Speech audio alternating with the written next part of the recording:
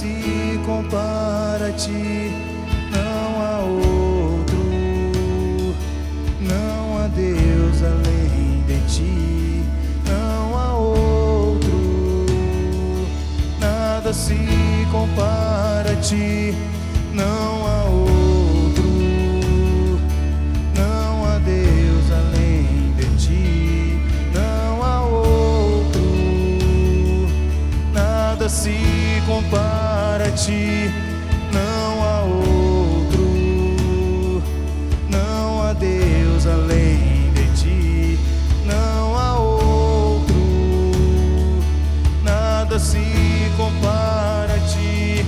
Todo joelho se dobrará, toda língua confessará que só tu és Senhor, só tu és Senhor.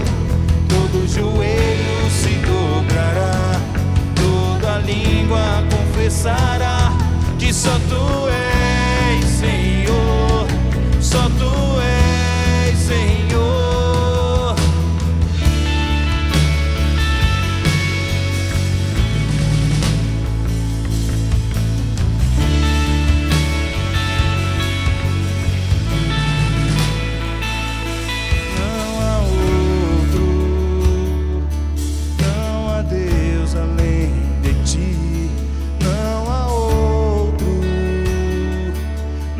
Se compara a ti, não há outro, não há Deus além de ti, não há outro, nada se compara a ti. Todo joelho se dobrará, toda língua confessará que só tu és Senhor, só tu és Senhor. Todo joelho se dobrará, toda língua confessará que só tu és Senhor, só tu és Senhor.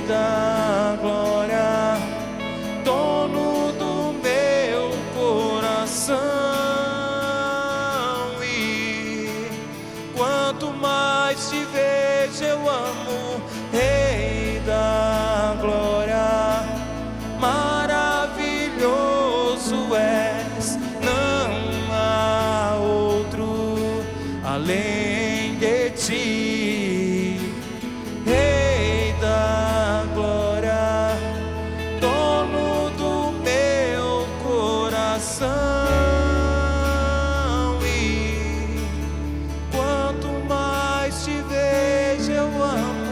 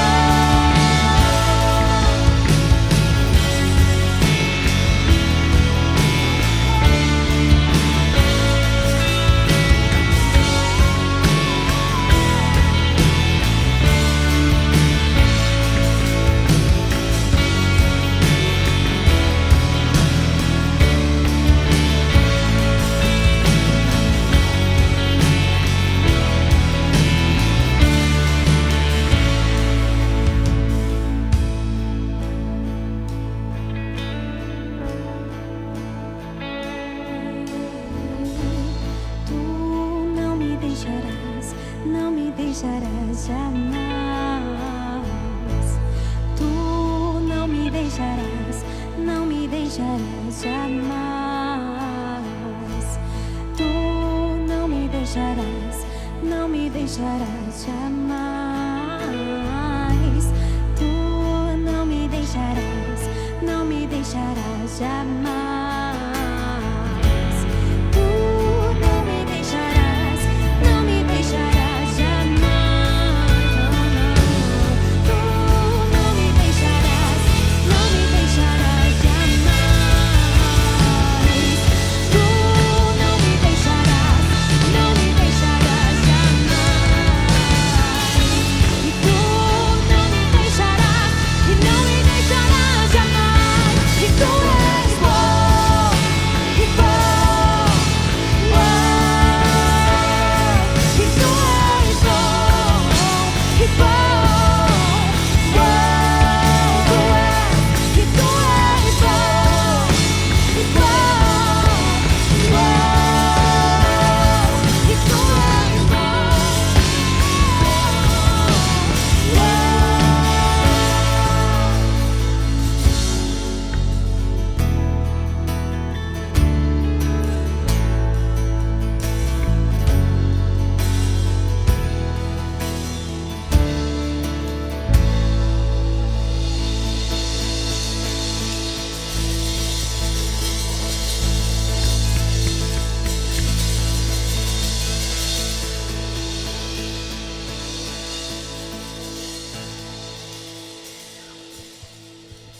Aleluia.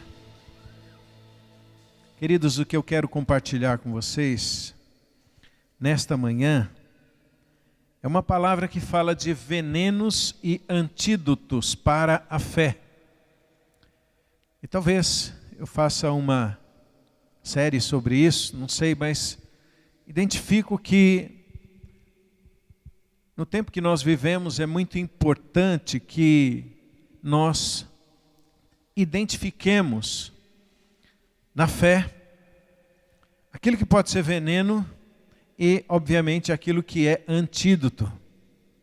Identifiquemos aquilo que nos faz mal para que fiquemos longe e identifiquemos aquilo que nos faz bem para que a gente receba, absorva, se envolva. Porque sinto que nós vivemos tempos onde o inimigo, o mundo, investe fortemente para que as pessoas se afastem do evangelho puro, simples, como a Bíblia é, como está na Bíblia. Nós temos uma necessidade de firmar, especialmente firmar a obra da cruz em nossa vida. E é tão importante que tenhamos fundamentos corretos, né? Base certa, base sólida. É importante que a nossa vida esteja sobre a rocha para que possamos enfrentar as pressões, as lutas, as situações dos dias atuais.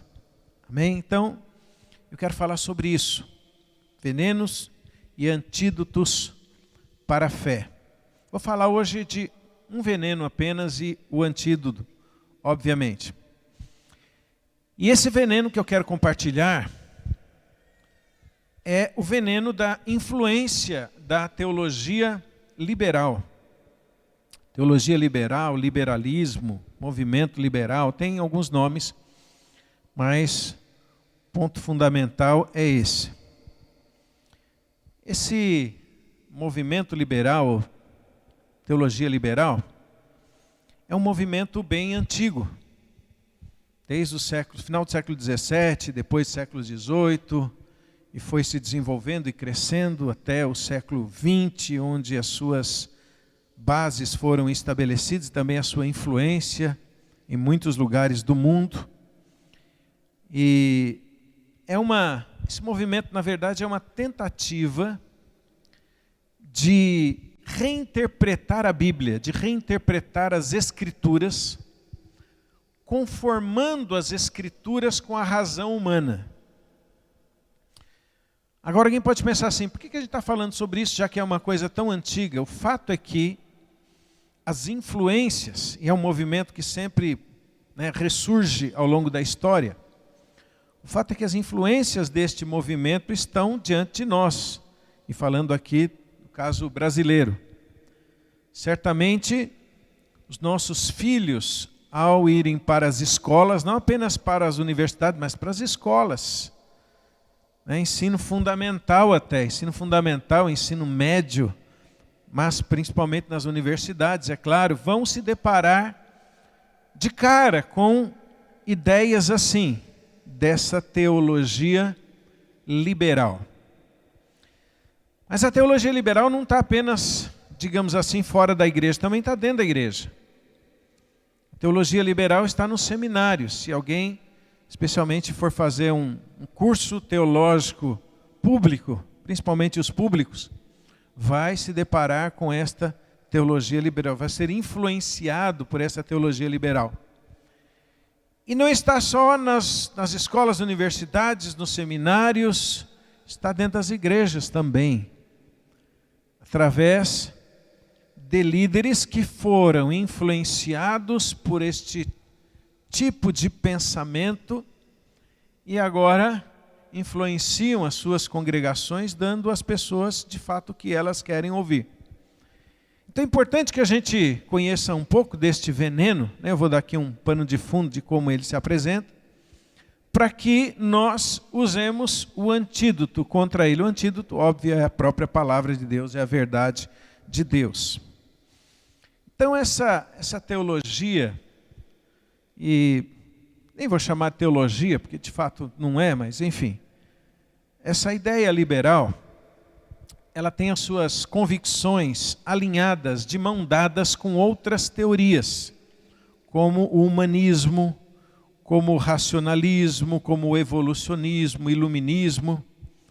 Mas tudo isso, na verdade, desemboca no pecado, né? Vira permissividade, vira pecado e leva as pessoas à apostasia, apostatarem da fé. Então o que esta ideia, o que este pensamento liberal prega fundamentalmente? Prega o seguinte, que a verdade não está na Bíblia. A verdade está na razão humana. Então coloca a razão como centro, como a base para a verdade. Então a verdade não está na palavra de Deus, para quem pensa de uma forma liberal. A verdade está na razão humana. Em outras palavras, a verdade é aquilo que o homem entende e o que a ciência pode explicar, né? Basicamente isso. O que não faz parte disso é apenas construção humana, é símbolo, é algo transcendente, é algo que cada um pode pensar ou cada um pode construir do jeito que quiser, mas não é a verdade, porque a verdade é aquilo que a razão entende e o que a ciência explica.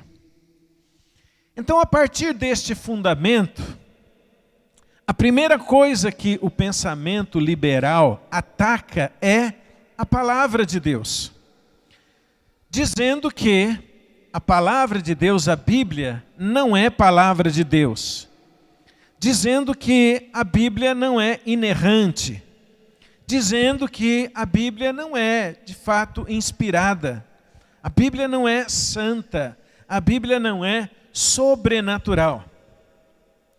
E a proposta da teologia liberal é que as pessoas, tenham a Bíblia, podem estudar a Bíblia, podem interpretar a Bíblia, mas que interpretem a Bíblia pela razão, pela lógica, por uma visão natural, terrena.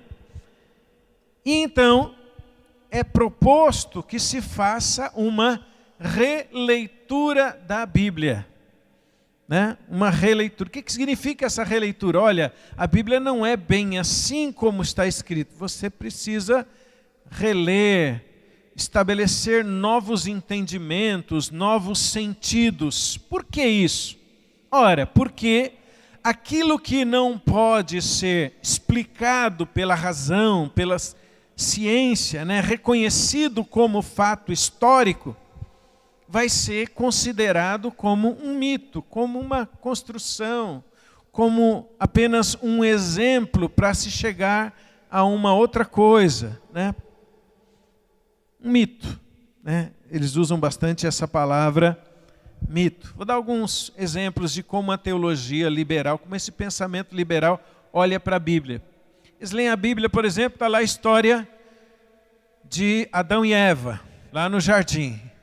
E eles vão dizer para as pessoas: você acredita que isso existe? Isso não existiu. Isso foi uma construção humana. É como alguém constrói uma história para desta história tirar alguma conclusão, alguma verdade. Mas isso de fato é mito. Então tudo bem, está escrito na Bíblia, mas isso é mito. Aí as aparições de Deus, de anjos na Bíblia, isso também é mito. Isso de fato não existiu, não foi bem assim, não é assim. Isso não é explicável pela ciência, não foi fato. Isso, em outras palavras, isso não é a verdade. Mas e por exemplo Moisés lá no monte recebendo os mandamentos de Deus escritos pelo dedo de Deus? Não, isso também não é assim. Isso é mito, isso foi uma construção. E uma construção aplicável para aquela época, não serve para os dias atuais. Mas e a passagem pelo Mar Vermelho, as águas se abriram e o povo de Deus passou ali em seco? Não, isso também é mito. Quando muito, se aconteceu, é porque eles sabiam calcular as marés e quando a água estava baixa eles passaram. Diz a teologia liberal. Então é assim que a Bíblia tem que ser encarada.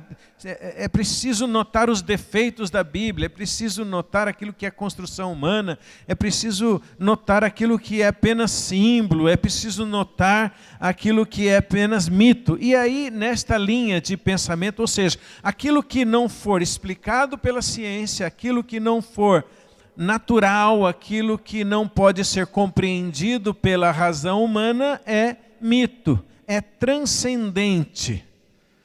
O que for sobrenatural, em outras palavras, não é real, não é verdade, diz essa teologia. Então, nesta base de pensamento, é claro, eles vão afirmar que essa coisa de Jesus ter nascido da Virgem Maria também é mito.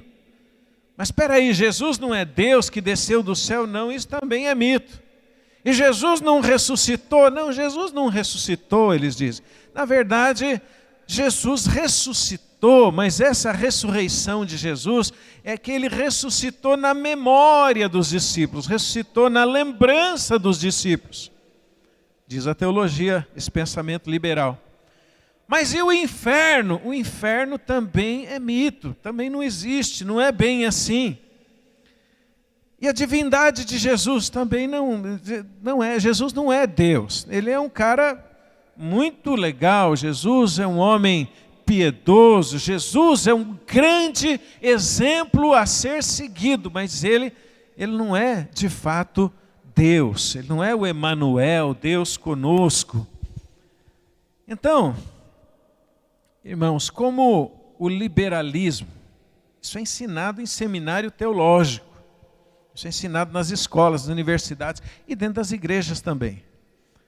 Não digo todo, mas em parte as influências desta filosofia, desta ideia liberal, está presente em muitas igrejas hoje. Então como é que as pessoas olham para as Escrituras? Eles olham para as Escrituras como um livro que apenas nos dá conselhos de vida, bons conselhos. Então a Bíblia... É preciso fazer uma releitura, claro, porque ela é cheia de falhas, é assim que eles veem. Mas a Bíblia tem bons conselhos e nos ensina a amar, nos ensina a ter justiça social e, enfim, é preciso a gente entender as melhores coisas da Bíblia, como tolerância, acolhimento, aceitação, união dos povos, enfim, amor, esse tipo de coisa. Mas tudo que está escrito precisa ser contextualizado e ressignificado. Por que isso? Ora, porque muitas coisas que estão escritas foram escritas para tempos diferentes, para culturas diferentes, para momentos diferentes da história.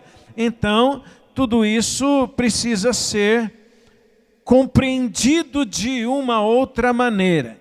Em si, a Bíblia não é suficiente, né? Em suma, a Bíblia não é suficiente para os dias atuais. E se alguém perguntasse, mas o liberalismo não crê em Deus? Crê em Deus. Sim, eles vão dizer, nós cremos em Deus, tudo bem crer em Deus. Só que eles não creem num Deus presente, não creem num Deus que intervém, não creem num Deus que interage, não creem num Deus que está conosco, como disse Jesus, todos os dias, até a consumação dos séculos.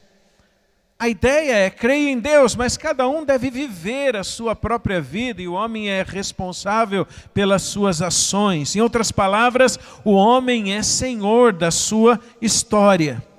Então essa ideia liberal é um pensamento teológico, uma interpretação teológica venenosa, que fala de Deus, que fala de ética, que fala de justiça, mas quando interpreta Deus, é um Deus tão longe da realidade que quase não existe.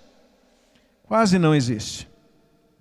E de fato, quando a gente começa a estudar as influências desta teologia liberal, a gente descobre, interessante, que esse método teológico é um método que trabalha a partir do ateísmo das pessoas que de fato não creem em Deus.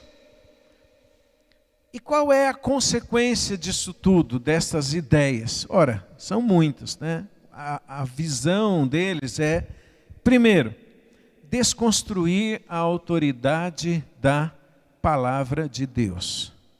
Ao dizer que a Bíblia é cheia de falhas, ao dizer que a Bíblia é uma construção humana, ao dizer uma série de coisas, que ela precisa ser reinterpretada, ressignificada, que não é bem assim, que não é bem assado. Então, o que se está fazendo é desconstruindo a autoridade da palavra de Deus. E é claro, para minar a confiança das pessoas na palavra de Deus, porque se eu não olhar para a Bíblia como palavra de Deus, como palavra inspirada de Deus, né? A Bíblia fala, a própria palavra se explica, a palavra é inspirada por Deus, é a nossa regra de fé e de prática, é suficiente para nós. Mas se a pessoa não olha assim, claro que ela vai ver a Bíblia como um livro. Talvez um livro interessante, mas apenas um livro. Um livro que tem uma construção humana, não divina. Então, a ideia da teologia liberal é negar a existência de um Deus pessoal, um Deus que fala com você, um Deus que conduz a sua vida e te conduz pela palavra. Por quê? Porque esta teologia, ou esta linha de pensamento, esse pensamento liberal, tem na razão humana como a sua fonte maior de conhecimento. Então, a razão é o centro e o instrumento da razão é a ciência. Bom, o que aconteceu com o liberalismo pelo mundo? Isso não é coisa antiga, né? Nada novo debaixo do sol. O liberalismo tem o seu berço, a sua base na Alemanha. Eu falei séculos 17, depois 18, 19, foi se expandindo essas ideias, tomaram muitos teólogos, mas principalmente os da Alemanha. E essa ideia liberal arrasou a Europa, arrasou as igrejas da Europa. E da Alemanha, depois, na Europa toda. Porque as pessoas foram se distanciando, se tornando permissivas, sem transformação, sem confronto. O evangelho que diz o que as pessoas querem ouvir, e é claro que isso vai desembocar em permissividade, apostasia, distanciamento de Deus. Então costuma-se dizer que onde a ideia da teologia liberal passou, matou as igrejas, ou matou quem abraçou essa ideia, essa filosofia. Quem abraçou teologia liberal naufragou na fé. E isso já no século XX chegou muito forte nos Estados Unidos e aconteceu a mesma coisa, igrejas mortas. Igrejas mortas, divididas, denominações divididas, questões absurdas aceitas pela igreja, pecados assim escandalosos, e as igrejas ou os teólogos dizendo que isso é normal. Então, a isca, digamos assim, de Satanás através desta teoria, deste pensamento liberal, primeira coisa é que não confronta o pecado. Esse assim é o primeiro problema. Porque pecado não é bem assim. Inferno é um mito, uma construção. Não tem também. Então o primeiro ponto é não confrontar o pecado. Se alguém disser, olha, eu li a Bíblia e a Bíblia me condenou, a palavra de Deus me condenou, a teologia liberal vai dizer, calma, não é bem assim. Calma que você apenas não está sabendo interpretar a Bíblia. Então a Bíblia precisa ser reinterpretada, ressignificada. Vamos interpretá-la da forma correta e você não vai se sentir condenado. Aí a pessoa, muitos falam, então tudo bem, puxa, agora eu estou mais aliviado porque eu li a Bíblia e eu comecei a ver que eu era pecador. Não, calma, você está interpretando de forma errada. A Bíblia é um livro maravilhoso, um livro de liberdade, um livro de justiça, um livro joia. Então, a primeira coisa, primeiro ponto, isca do inimigo para muita gente, não confronta o pecado. A ideia liberal, a teologia liberal não confronta o pecado. Segunda coisa, anula a autoridade da palavra de Deus. Quando a Bíblia diz, isto é errado, isto é pecado, você precisa se arrepender, as pessoas dizem, não, peraí, não é bem assim. Porque os teólogos liberais, em outras palavras, diziam o seguinte, olha,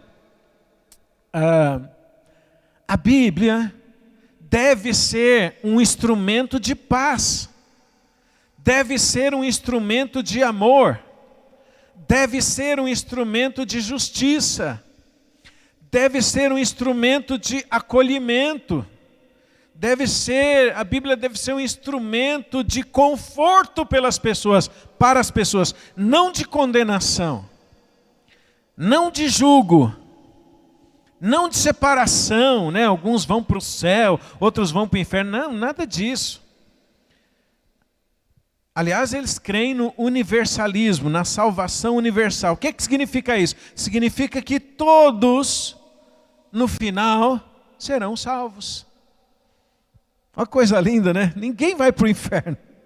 Ninguém vai ser condenado. Ao final, isso é universalismo, uma ideia também difundida através da teologia liberal, que no final está tudo certo. Falando do modo brasileiro, tudo termina em pizza. Já que Deus é brasileiro mesmo, é mais ou menos assim. Então anula a autoridade da palavra de Deus, na medida que diz que ela deve ser apenas um instrumento de liberdade, de amor e disso, daquilo, e que é preciso interpretá-la então de forma correta. Aquilo que a Bíblia condena, eles dizem o seguinte, olha, isso não é condena, é que isso foi um outro tempo, para uma outra sociedade, para um outro entendimento. Aquele entendimento já não serve mais para os dias atuais. Então não confronta o pecado, anula a autoridade da palavra e molda a palavra santa de Deus ao homem. É uma inversão.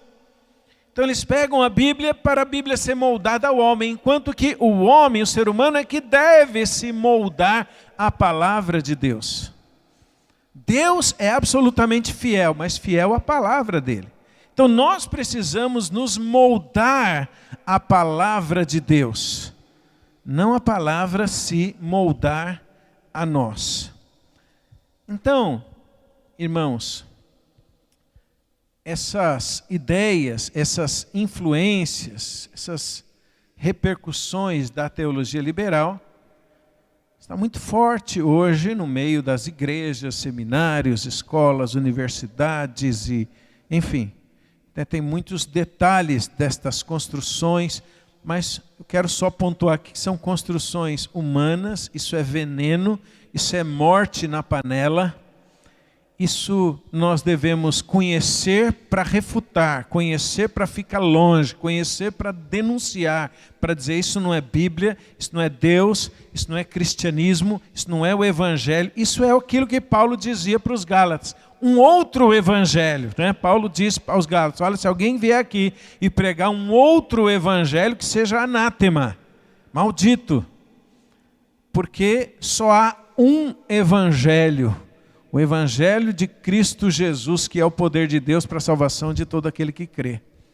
Então, é veneno, mas veneno que a gente precisa identificar, porque com certeza os nossos filhos, por exemplo, vão ter contato com estas ideias nas escolas, universidades, e muita gente vai ter contato com estas ideias, ouvindo pregações, ensinos, e muitas igrejas estão caminhando nesta linha, tipo, esquece a coisa de arrependimento, esquece a coisa de pecado, olha, nós te amamos, e aqui você vai ser aceito, aqui você vai ser acolhido, aqui você vai ser envolvido, aqui a gente tem amor, aqui a gente tem unidade, aqui é tudo lindo, é tudo maravilhoso, mas isso não é evangelho, amém? Isso é construção humana, isto é veneno para a fé.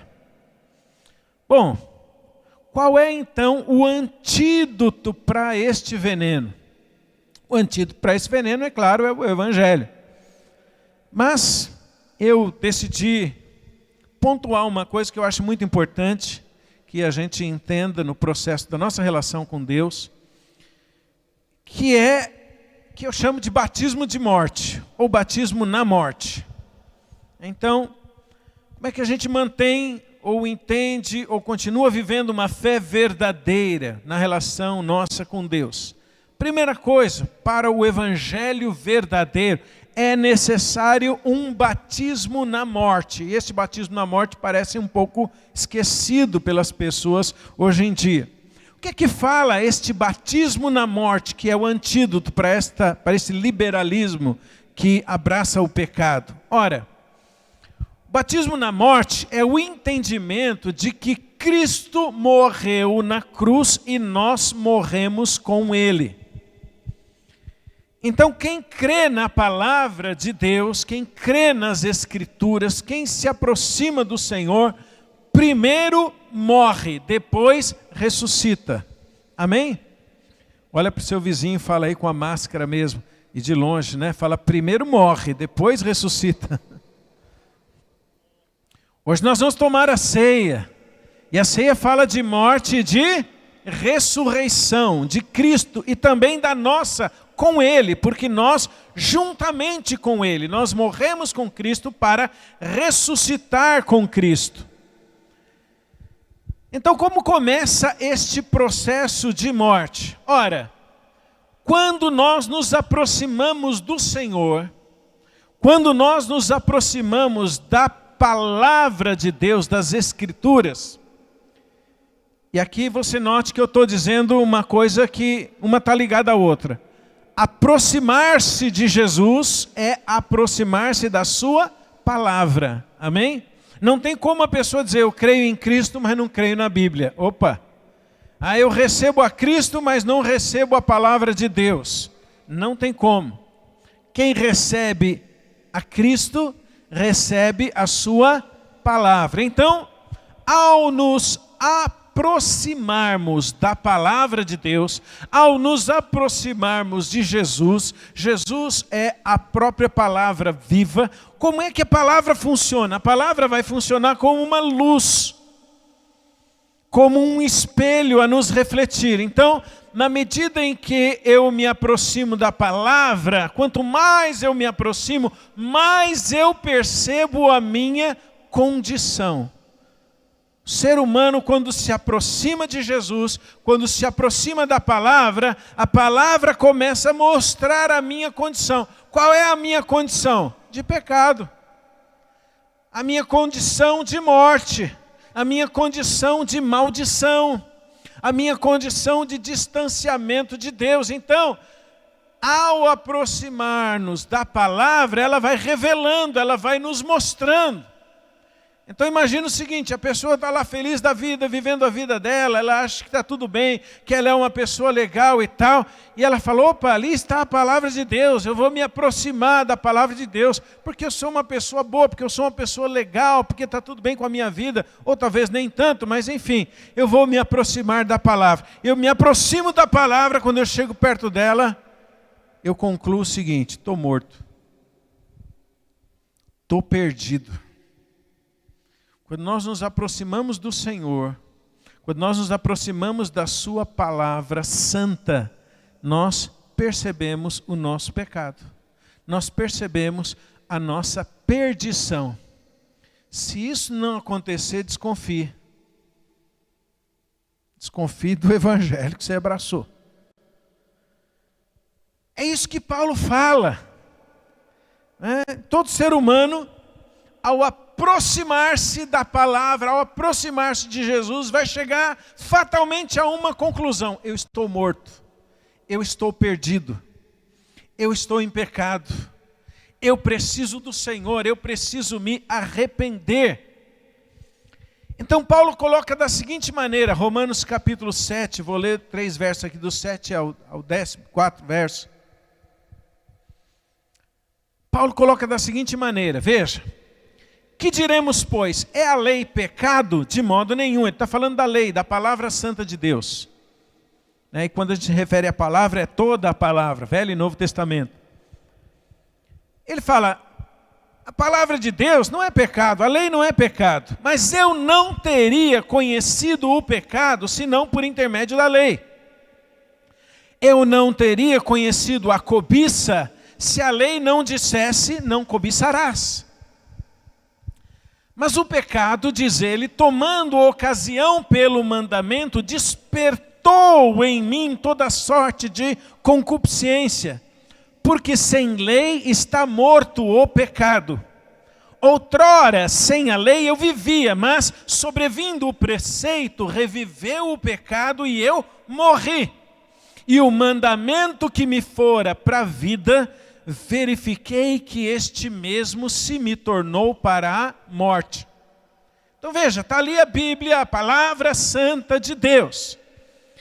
Então quando eu me aproximo da palavra de Deus, e o Espírito Santo está trabalhando nesta obra de nos aproximar do Senhor, de nos aproximar da palavra, nós nos aproximamos da palavra santa de Deus, de um padrão santo de Deus. E aí quando a gente se aproxima, a palavra de Deus, a lei de Deus começa a dizer para a gente, cara, você não pode mentir. Opa, talvez a mentira estava acontecendo na minha vida de uma forma tranquila, de uma forma natural, escondidinha, estava tudo bem, eu estava acomodado à mentira, mas eu me aproximo da palavra e ela diz, mentira é pecado. E essa palavra está me condenando. E aí é que está a diferença do mundo, ou da teologia liberal. As pessoas querem se aproximar da palavra de Deus para serem amadas, abraçadas, acolhidas. Então, eles acham o seguinte, se eu me aproximar da palavra, mas a palavra for dura comigo, essa palavra não serve para mim. Mas de fato a palavra será dura conosco, porque a palavra é santa. A palavra de Deus revela o padrão de Deus. Então eu me aproximo da palavra, ela diz, você não pode mentir, você não pode roubar, você não pode adulterar, você não deve fazer isso, você não deve fazer aquilo. E aí eu vou percebendo pela palavra o pecado em mim. O pecado em mim. E ao perceber o pecado, qual é a conclusão lógica, única, que nós vamos chegar? Estou perdido. Estou perdido. Então, eu diria o seguinte, meu irmão, a palavra de Deus existe sim para te condenar. Ai, ai, ai. Para condenar meu homem velho. Para condenar a minha velha natureza, para expor o nosso pecado. Amém? Isso aconteceu com Paulo. Paulo falou, olha, eu pensei que a lei era santa, eu pensei que a lei santa e boa ia me acolher, mas ela me condenou. Mas Paulo diz, olha, não é que a lei é errada, não é que a lei é ruim, não é que a palavra de Deus seja ruim. Ele falou, mas a questão é que a lei santa revelou o pecado em mim. O pecado, por causa da palavra de Deus, ele foi exposto, ele foi ativado. Então a palavra sempre será uma luz que revela o nosso pecado. E falando mais especificamente da lei, a lei existe para deixar claro para nós que é impossível para nós fazer o que Deus quer que nós façamos. Amém? Pense sobre isso. A lei existe, Paulo fala da lei, e está falando da lei que Deus deu a Moisés, com todos aqueles preceitos, né? Mais de 600 preceitos. Por que Deus deu uma lei sabendo que o homem não conseguiria cumprir a lei? Para deixar claro uma coisa, para o homem, é impossível você andar na minha presença por você mesmo. Então a lei existe para nos condenar. Né? Falando do Velho Testamento, o ministério da lei é o ministério da condenação, ou o ministério da morte. Mas isso vale também para nós. Quando nós nos aproximamos do padrão de Deus, quando nós nos aproximamos da santidade de Deus, a primeira coisa que nós devemos perceber é que é impossível para nós obedecer a Deus. Temos que perceber que de fato estamos mortos, estamos condenados, estamos perdidos. Então esta também é uma obra do Espírito Santo, mostrar o pecado das pessoas. Ora, quem nos convence do pecado? O Espírito Santo. E a espada do Espírito qual é? A palavra de Deus. O Espírito usa a palavra de Deus para mostrar para todo homem, para toda mulher, seja rico, pobre, seja culto, iletrado, seja de qualquer condição, de qualquer situação, que todo homem, todo ser humano está perdido sem Deus. Todos pecaram e foram destituídos da glória de Deus. Bom, a questão é que, depois de perceber que eu estou perdido, eu fico pensando, bom, eu estou perdido, o que eu faço? O que eu posso fazer? Vou chegar também à conclusão pela própria palavra que eu não posso fazer nada, mas que alguém fez por mim. Então o homem é levado à conclusão de que ele só pode ser transformado através de Cristo. Veja o verso 11, o que é que diz desse mesmo capítulo, diz assim: porque o pecado, prevalecendo-se do mandamento, pelo mesmo mandamento me enganou e me matou. Então Paulo fala, primeiro eu morri. Ele diz, por conseguinte, a lei é santa, o mandamento é santo e justo e bom. E ele falou, então o bom se me tornou em morte? De modo nenhum, pelo contrário. O pecado, para revelar-se como pecado, por meio de uma coisa boa, causou-me a morte, a fim de que pelo mandamento se mostrasse sobremaneira maligno. Porque bem sabemos que a lei é espiritual e eu todavia sou carnal, vendido à escravidão do pecado. O que Paulo está argumentando em Romanos? Ele está dizendo, olha, todo homem precisa chegar a essa conclusão. A lei é santa e ela é boa, e ela não é ruim, não é pecado, mas é necessário que esta lei, que a palavra de Deus, de fato, sim, revele o meu pecado, mostre o meu pecado, exponha o meu pecado. Para quê? Para reforçar o entendimento de que eu estou perdido sem Deus, de que eu preciso de Deus, de que eu sou vendido ao pecado. Ora, se mudamos o Evangelho, como propõe a teologia liberal, não, olha, aceite, abrace. A lei de Deus, a palavra de Deus não vai revelar o pecado, não vai mostrar o pecado, mas vai esconder o pecado, vai ocultar o pecado. Logo não vai haver transformação real. Amém, amados? Então a lei, a palavra é santa, é boa. E isso tem que acontecer com todo mundo. João capítulo 16, verso 8 diz: quando ele vier, falando do Espírito Santo, convencerá o mundo do pecado e da justiça e do juízo. Obra do Espírito Santo, através da palavra de Deus, convencer o mundo do pecado. Bom, quando a gente chega a esta conclusão, sou pecador, estou perdido, estou vendido ao pecado, sou escravo do pecado, estou longe de Deus, não consigo por mim mesmo voltar a Deus ou fazer qualquer coisa que me reconcilie com Deus. Nós vamos chegar pela Escritura à conclusão de que a única saída, a única solução é eu morrer para ressuscitar com Cristo Jesus. Então o que eu faço para me livrar desta condição? Eu preciso morrer e eu preciso ressuscitar. Aí está batismo na morte, que é antídoto para a teologia liberal. A teologia liberal diz, não é pecado, é tranquilo, é só uma questão de interpretação, de acomodar, de ressignificar, de fazer uma releitura, de encaixar as coisas e tal. Não, mas o Evangelho puro e simples diz para todo homem, toda mulher, para toda criança, para todo mundo, você precisa morrer. Você precisa chegar a essa conclusão de que sem Deus você está perdido. Por isso o homem, entendendo que está perdido, ele se arrepende do pecado. João Batista começou seu ministério dizendo: arrependei-vos. João Batista preparou o caminho para Jesus. Mas quando Jesus também começa o seu ministério, ele começa dizendo para as pessoas: arrependei-vos. Ora, alguém só se arrepende quando está consciente da sua condição, da sua natureza, do seu distanciamento de Deus, da sua perdição.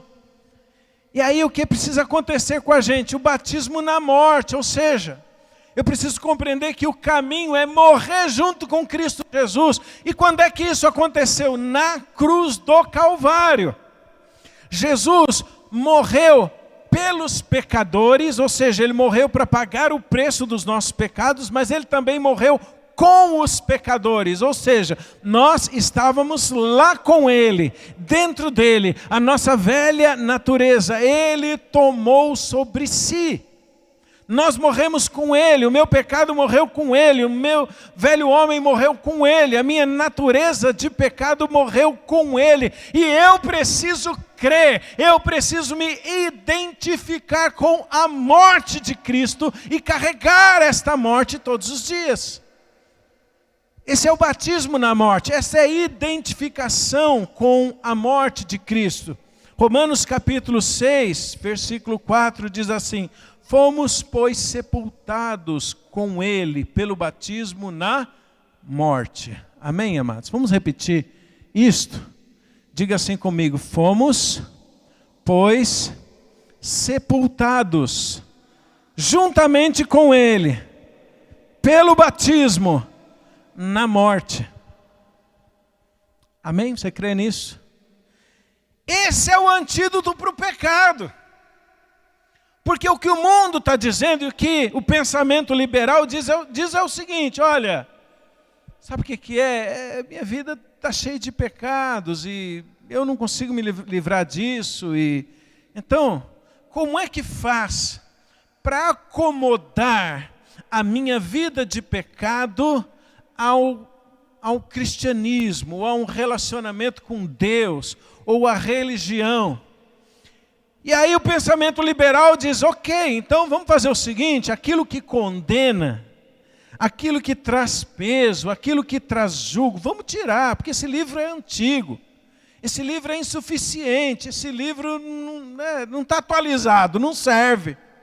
Então vamos fazer o seguinte, aquilo que condena, nós vamos ressignificar, nós vamos dar um outro sentido, nós vamos atualizar esse negócio. E na atualização a gente consegue encaixar a sua vida. A gente consegue encaixar os seus pecados, a gente consegue encaixar as suas mazelas, a gente consegue encaixar o seu estilo de vida. Opa, aí fica legal. Muita gente pensa assim, que joia, agora eu estou gostando desse evangelho. Antes eu não gostava, porque é um evangelho terrível, que fala de um Deus que condena as pessoas, um Deus que manda as pessoas para o inferno, um Deus que diz que tudo é pecado, o que eu gosto é pecado, o que eu quero fazer é pecado, então não pode fazer nada, essa coisa estranha, essa coisa de peso, eu quero ser livre. Aí alguém diz, não, é verdade, o evangelho tem que ser liberdade. O evangelho tem que ser instrumento de amor, tem que ser instrumento de justiça, o evangelho tem que dar alegria para as pessoas, não peso. Afinal, a gente já tem tantos problemas no mundo, a gente tem tantas diferenças no mundo, então tudo que o pensamento liberal disser a respeito de amor, de justiça, de inclusão, disso, daquilo, na verdade, é para dizer o seguinte: olha, esqueça a condenação da Bíblia para o pecado. Então, o que de fato a Bíblia diz é: morra. A gente precisa chegar diante do Senhor. E você pode perceber isso no Velho Testamento e no Novo Testamento. As pessoas que se aproximaram de Deus. Velho Testamento, veja, todas as pessoas tiveram experiência com Deus. Quando elas souberam que estavam na presença de Deus, a primeira coisa que as pessoas pensavam é: ai de mim! Gideão, por exemplo, quando ele descobriu que ele estava falando com Deus, que ele estava na presença de Deus, ele falou: vou morrer, ai de mim, eu morri.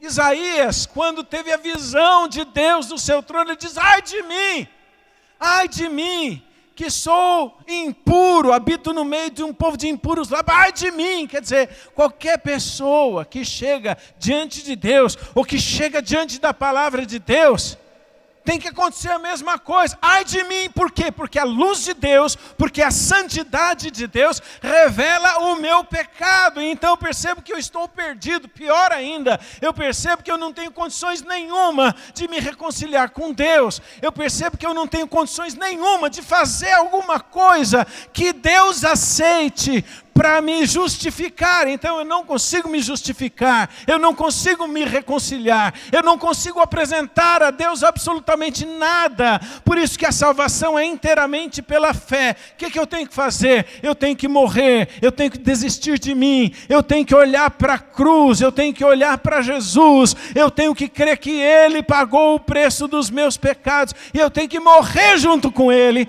Essa é a identificação do batismo na morte.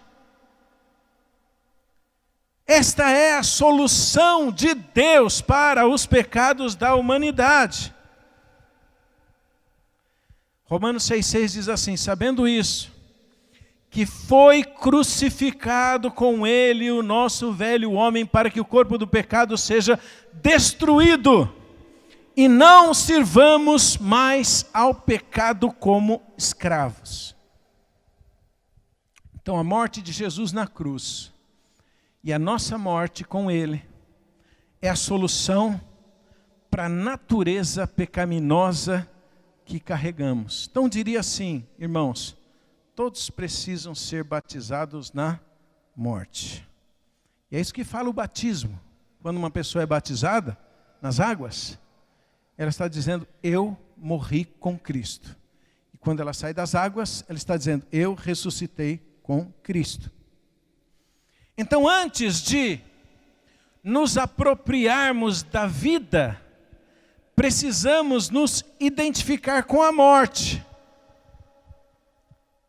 Antes de nos apropriarmos da vida, precisamos nos identificar com a morte. Qual é o problema de muita gente? A pessoa pula da morte para a vida. Ela não quer passar pela morte, nem a morte de cruz. Ela não quer se render. Ela não quer negar-se a si mesma. Ela não quer se esvaziar. Ela não quer renunciar à sua vida, os seus pecados. Mas o que ela quer? Ela quer os benefícios. os benefícios de Cristo, benefícios da fé, os benefícios da aliança, os benefícios de um relacionamento com Deus. Então a pessoa se aproxima de Jesus com seus problemas, com seus pecados, com as suas dificuldades, diz: ah, Jesus, eu quero todas as tuas promessas, eu quero a sua bênção, eu quero isso, eu quero aquilo, eu quero toda a vida. Mas você quer a morte? A morte não. Eu quero continuar vivendo por mim mesmo. Eu quero continuar vivendo a minha natureza. Eu quero continuar sendo o Senhor da minha vida. Eu quero continuar fazendo o meu caminho, fazendo as minhas escolhas, buscando os meus próprios planos. Mas eu quero os benefícios. Mas de fato a gente precisa, primeiro, se identificar com a morte, que é o reconhecimento de que eu, em minha natureza, estou perdido e não posso alcançar a Deus por mim mesmo. Então reconheço a minha condição, reconheço a minha impossibilidade. E tudo que eu posso fazer é receber pela fé aquilo que Cristo fez. Para que Cristo seja tudo em mim. Então, na relação com Deus, nada em mim, tudo em Cristo. Eu não posso depender de mim mesmo, eu só devo depender de Cristo. Eu não posso vencer o mundo por mim mesmo, eu só venço com Cristo. Eu nem venço o pecado por mim mesmo, eu só venço com Cristo. Então eu preciso morrer com Cristo para ressuscitar com Cristo. Romanos diz que Romanos 6,6, novamente, sabendo isso, que foi crucificado com ele o nosso velho homem, para que o corpo do pecado seja destruído. Romanos 6,11 diz assim: assim também considerai-vos mortos para o pecado, mas vivos para Deus em Cristo Jesus. Ok, eu morro com Cristo, pela fé eu ressuscito com Cristo. E dali para frente, em minha vida, em minha jornada cristã, um dia depois, uma semana depois, um mês depois, 1 ano, 5 anos, 10 anos, 20, 50 anos depois, o que é que eu tenho que fazer? Eu tenho que continuar carregando esta morte, todos os dias. Eu tenho que me manter morto. Eu tenho que continuar identificado com a morte de Cristo. Por quê? Porque a velha natureza vai querer se levantar em minha vida? Sim, ela vai. O pecado vai querer se manifestar em minha vida? Sim, ele vai querer se manifestar. Tentações virão para que o pecado controle a minha vida de novo? Sim, com toda certeza. Nós vamos ser tentados ainda. A velha natureza ainda está em nós. E pode ter certeza, ela é capaz das piores coisas, até de espiritualizar ou de mudar as coisas de Deus para justificar o pecado. Nossa velha natureza é terrível. E muita gente se surpreende com a velha natureza. Só dá uma chance que o velho Adão se levanta dentro de você, a velha natureza ligada a Adão se levanta e te leva para longe de Deus. Porque nós trouxemos, nós carregamos isso. Há uma luta dentro de nós, né, entre a nova natureza e a velha natureza, entre a carne e entre o Espírito. O Espírito quer nos inclinar para as coisas de Deus, a carne quer nos inclinar para o pecado, para as coisas do mundo. Então, essa velha natureza ainda está em nós. Por isso que Tiago diz: cada um é tentado quando atraído pela sua própria concupiscência, pela sua própria cobiça. Em outras palavras, a carne, o pecado, o mundo, as coisas que te afastam de Deus vão bater todo dia na sua porta. Todo dia. E o que a gente precisa fazer para vencer o pecado? Qual é o antídoto para o pecado? Levar o morrer de Cristo todos os dias. Todos os dias carregar o morrer de Cristo. É preciso morrer todos os dias pela fé, crendo nesta morte e crendo na vida. Em outras palavras, eu morri com Cristo Jesus na cruz. E todas as vezes que a minha velha natureza quiser se levantar, eu preciso identificar e preciso botar ela no lugar dela, morta na cruz.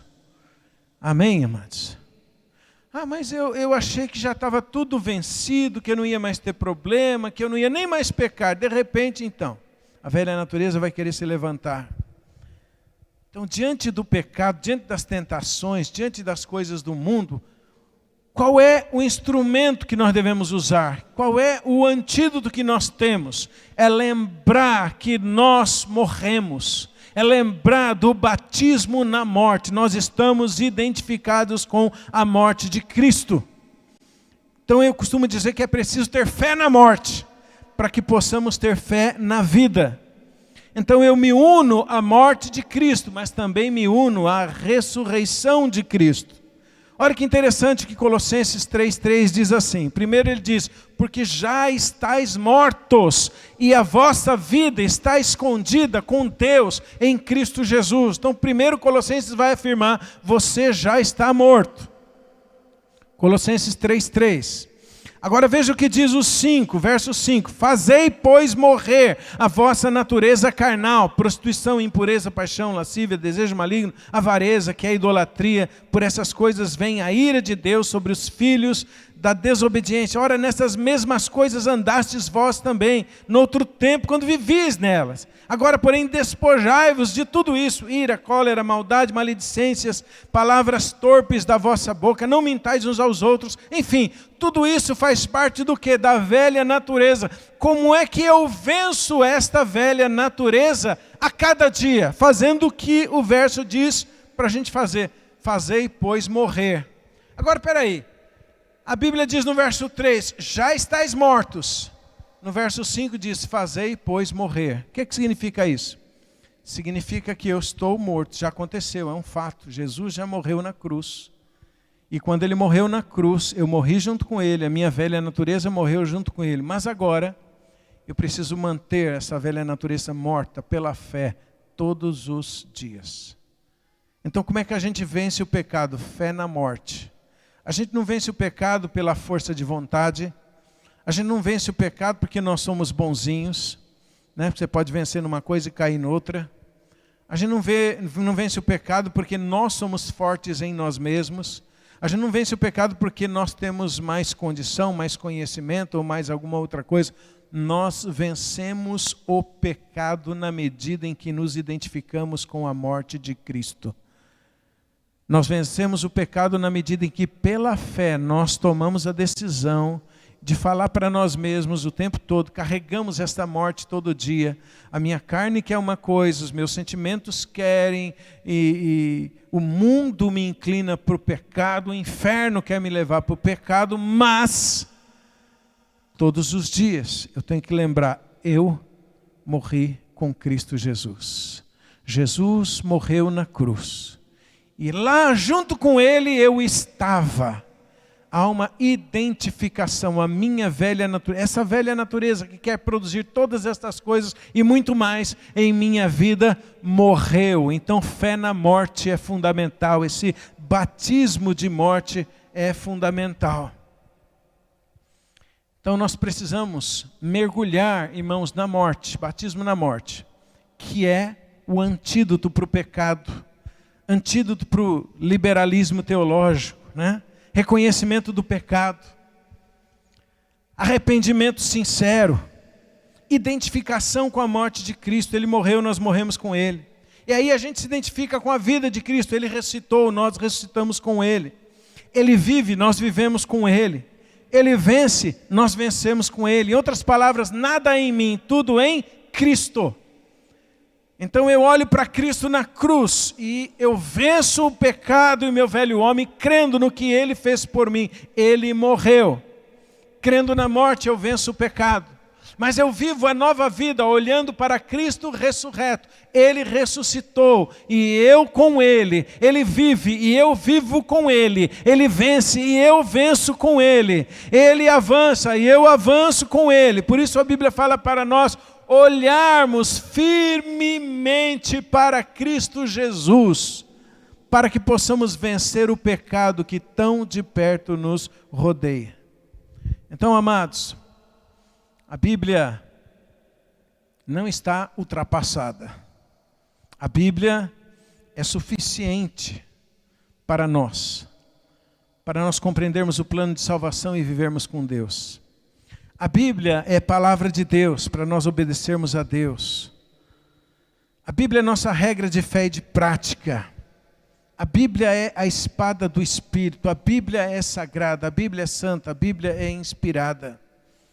E Jesus, que é a palavra viva, se revela através das Escrituras.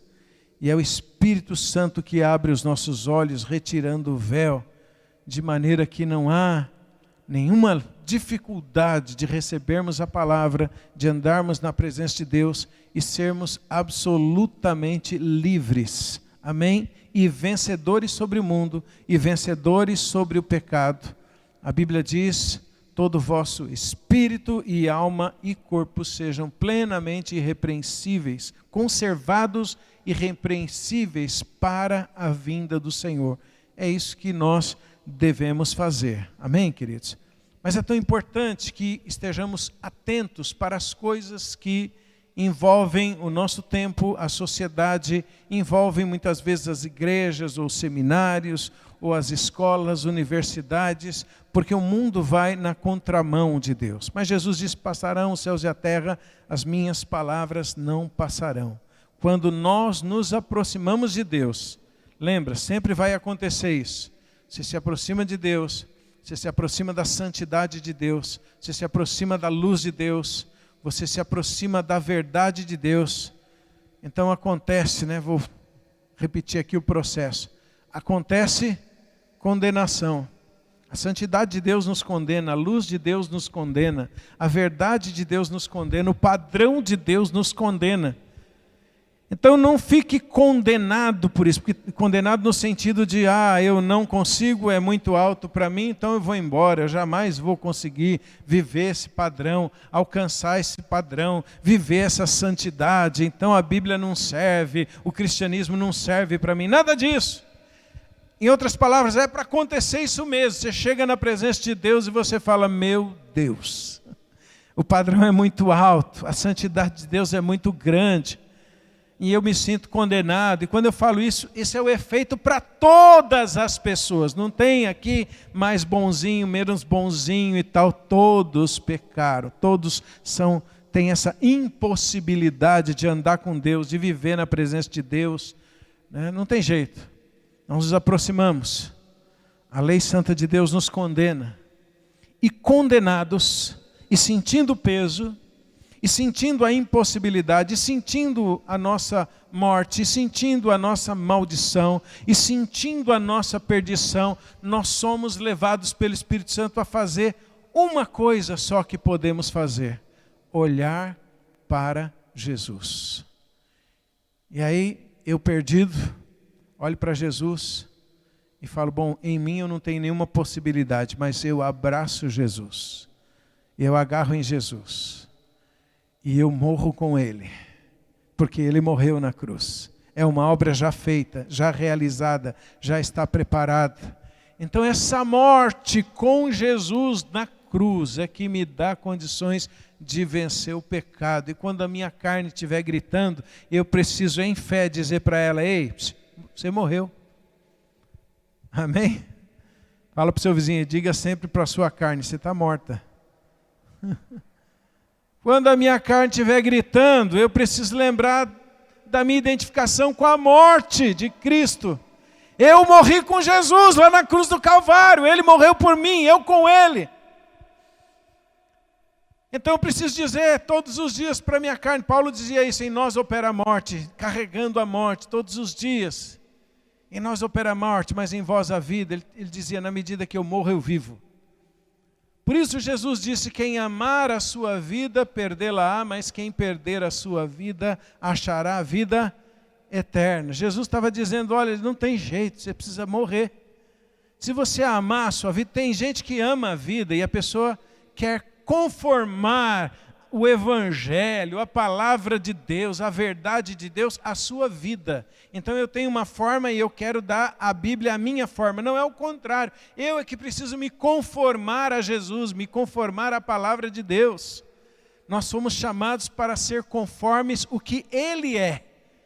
E Ele não toma a nossa forma, nós é que tomamos a forma dEle. Então, eu venço o pecado na medida em que eu mergulho na morte, creio na morte, e eu vivo uma nova vida, na medida em que eu me identifico com a vida de Cristo. Não é mais a minha vida, não é mais a minha força, não depende mais de mim. Eu apenas abraço a vida de Cristo, a vitória de Cristo sobre o mundo, sobre o pecado. Eu abraço o poder de Cristo, eu abraço a graça de Cristo Jesus, o favor de Cristo. Eu vivo nele, eu não vivo mais em mim, eu vivo nele, eu vivo com ele, eu vivo para a glória dele, porque dele, por ele e para ele são todas as coisas e também a minha vida. Amém, amados? Isso é evangelho, puro e simples. Então, quando você ouvi aí gente dizendo, não, que a Bíblia não é suficiente, que a Bíblia é ultrapassada, que ela precisa ser ressignificada, que a Bíblia não acolhe as pessoas, que a Bíblia é um livro cheio de defeitos, escritos por homem, que a Bíblia é muito fundamentalista, que a Bíblia é cheia de condenação, que a Bíblia é isso, que a Bíblia sabe que isso é veneno. A Bíblia é a palavra de Deus revelada pelo Espírito Santo. Velho Testamento, Novo Testamento. E é claro, tem gente que vai pegar alguma coisinha do Velho Testamento e falar, olha que absurdo. Claro, não entende nada, não entende Deus, não entende a Bíblia, não nasceu de novo, não tem o Espírito Santo, não está olhando para as coisas à luz da verdade de Deus, da nova aliança. Mas quando a gente se rende a Deus, quando nós nos rendemos ao Senhor, quando nós nos rendemos a Jesus, quando nós nos rendemos à palavra, quando nós nos rendemos ao Espírito Santo, a gente descobre que tem algo maravilhoso, um plano maravilhoso de Deus para nos dar vitória contra aquela velha natureza que nos afastou de Deus. E agora nós podemos ter a natureza de Deus através de Cristo Jesus. Amém, amados? Vamos ficar em pé e vamos orar sobre isso. Que Deus nos dê graça para andarmos assim, batizados na morte, identificados com a morte e também com a vida, com a ressurreição de Cristo Jesus. Então, que essa palavra sirva para você, em nível pessoal. Carregue a morte de Jesus todos os dias. Eu vou dizer de novo, que essa palavra sirva para você em nível pessoal. Carregue a morte todos os dias. Você vai se deparar com pecado, você vai se deparar com pressões, você vai com certeza se deparar com coisas que querem te afastar da presença de Deus, da luz de Deus, da verdade de Deus, do amor de Deus, da comunhão com os irmãos. E o mundo vem com uma pressão muito grande, querendo atropelar a nossa vida. A velha natureza é muito forte quando ela se levanta, né? Porque ela é ativada pelo inferno, é ativada pelas coisas do mundo. E o mundo ativa a concupiscência que há em nós. Como é que a gente vence isso? No dia da pressão, no dia da tentação, você tem que tomar uma decisão, ou continuar na decisão firme de fé que você tem. Eu morri com Cristo Jesus. O mundo e a sua carne vai dizer, mas você está perdendo.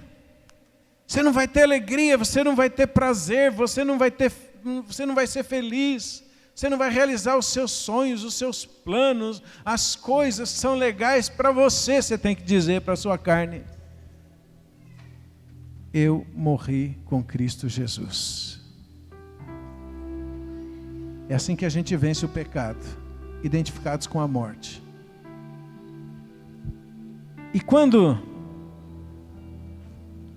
nós nos identificamos com a morte de Cristo, quando a gente tem essa consciência de que fomos batizados na morte, nós morremos com Ele, e quando a gente firma essa posição, sabe o que se manifesta sempre? A vida. Toda vez que você fizer uma decisão firme contra o pecado, contra o mundo, contra a concupiscência, por causa da cruz, por causa do sacrifício de Jesus, da obra de Jesus na cruz, identificado com a morte, com certeza você experimentará vida de Deus. Uau! E quando a gente experimenta a vida de Deus, é algo muito superior a qualquer sonho, a qualquer plano, a qualquer coisa que a carne possa providenciar ou prometer, ou nos tentar. A vida de Deus em nós é muito maior. Amém, amados? A vida de Cristo. Quem amar a sua vida, perdê-la, mas quem perder a sua vida, encontrará a vida eterna. A vida se manifesta. Então é importante que nós apliquemos isso a nós.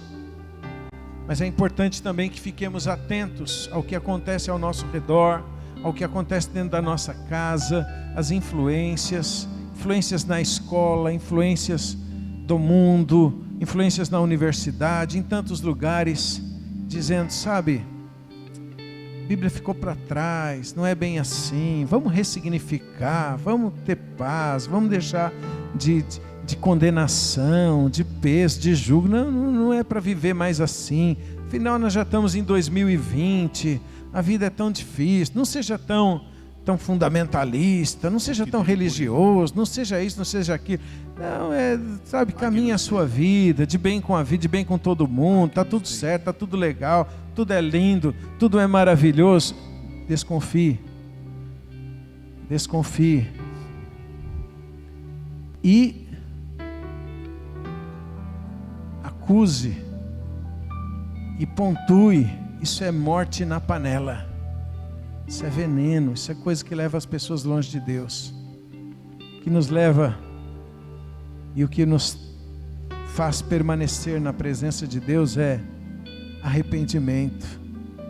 Toda vez que a gente chega na presença de Deus, a gente sente as nossas mazelas, os nossos pecados, as nossas dificuldades, e é para sentir mesmo, porque diante da presença, diante da santidade de Deus, a gente sente assim.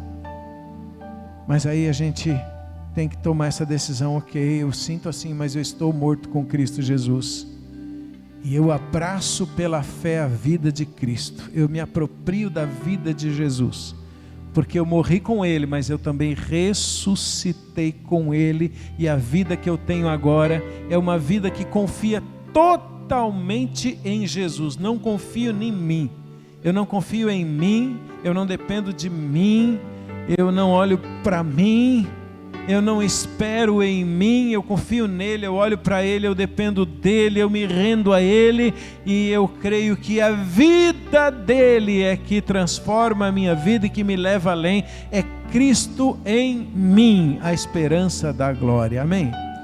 Então vamos orar nos rendendo ao Senhor nesta manhã, em que nós vamos participar da ceia que fala exatamente disso. Prepare seu coração, renda-se ao Senhor, reafirme a sua fé em Cristo Jesus, fé na morte, fé na ressurreição, fé na vida de Cristo. É com Ele que nós vivemos e vencemos. Senhor Jesus, muito obrigado, porque estando nós mortos, nossos delitos, em nossos pecados, perdidos, sem nenhuma condição de estar diante de Deus, o Senhor desceu do céu, o Senhor nos amou, o Senhor trouxe o reino de Deus para as nossas vidas, e principalmente o Senhor foi até a cruz, tomando sobre si os nossos pecados, as nossas maldições, as nossas iniquidades, Senhor, as nossas dores, as nossas feridas, as nossas enfermidades espirituais, emocionais, físicas, tudo isso o Senhor na cruz carregou, e ali na cruz o Senhor levou consigo a nossa velha natureza. Nós fomos crucificados juntamente com o Senhor na cruz do Calvário. Então eu oro para que o Espírito Santo abra o nosso entendimento ainda mais nesta manhã sobre o batismo na morte, sobre o que significa morrer com Cristo, sobre o que significa permanecer sepultado com Cristo, sobre o que significa carregar a morte todos os dias. E Senhor, nós queremos que seja assim, que sintamos o pecado, a impossibilidade, o julgo, a maldição, para que nunca dependamos de nós mesmos, que sempre nos lembremos que o nosso homem velho já aconteceu, é fato, é verdade, foi crucificado na cruz, e que possamos cada dia tomar a decisão de manter ele crucificado. Senhor, eu oro nesta manhã para que a tua vida, não a nossa vida, mas a tua vida, Não queremos que o Senhor se conforme a nós, nós queremos nos conformar ao Senhor. Que a tua vida se manifeste, Senhor. Que a tua vida prevaleça. Que a tua vida, Senhor, traga paz. Que a tua vida traga alegria. Que a tua vida traga vitória sobre o pecado. Que a tua vida, Senhor, seja abundante sobre os meus irmãos, sobre a tua igreja. Ó Deus, a tua vida. Libera a tua vida neste lugar, Senhor Jesus. Não olhamos para nós, não dependemos de nós. Cremos e confiamos somente em Ti. Vivemos de Ti, dependemos de Ti, Senhor Jesus. Cristo em nós, esperança da glória. Senhor, nos rendemos a Ti, agradecidos por Teu amor, por Tua morte, por Teu sacrifício, pela obra da cruz completa, cabal, inteira. Porque o Senhor morreu e ressuscitou e agora vive eternamente, reinando. Senhor, vive de forma majestosa, governando sobre tudo e todos. Tu és o Senhor e nós nos rendemos ante o Teu senhorio. Bendito seja o Teu nome, venha a nós o Teu reino. Que a Tua graça e bênção sejam sobre cada irmão, irmã, sobre cada pessoa que ouve, Senhor, esta palavra e que pratica esta palavra, Pai. Oramos assim em fé e agradecidos em Teu nome, Senhor Jesus. Amém e amém. Aleluia. Aleluia. Glória ao Senhor Jesus. Aleluia.